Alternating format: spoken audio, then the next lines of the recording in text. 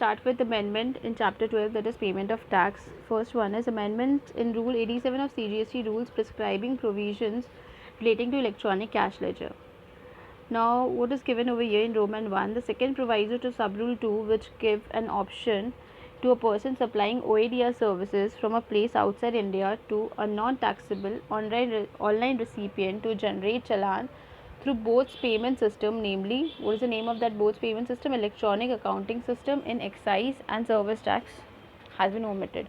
Means one option was given to the person to the supplier of OADR services who is supplying OADR services from outside India to non-taxable online recipient. That person was given option to generate challan through the system, that has been omitted.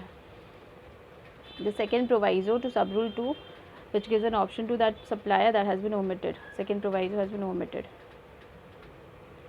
Now next one is subrule 9, provided that any amount deducted under section 51, that is TDS, or collected under section 52 and claimed in form GSTR 2 by the registered taxable person from whom the said amount was deducted, or as the case may be collected, shall be credited to his electronic cash ledger in accordance with the provisions of rule 87. Now one small amendment is there, that we just have to omit the word in form GSTR 2 and in accordance with provisions of rule 87, and then we have to read the subrule. So we'll read this as subrule 9 provides that any amount deducted under section 51 or collected under section 52 and claimed by the registered taxable person from whom the said amount was deducted, or as the case may be collected, shall be credited to his electronic cash ledger. That's it. Now this was the old amendment. See the notification dated. Its notification date is 28/6/19. Okay. Now this one is the new amendment. Notification dated 23rd March 20. This one is the new amendment. Refund of tax that has been paid wrongly or in excess by utilizing ITC. Okay.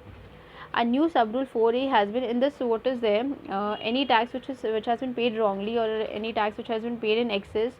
So the registered person can claim the refund of that tax by utilizing ITC, means that excess amount, if it is found admissible, that will be credited to the electronic credit ledger. Okay.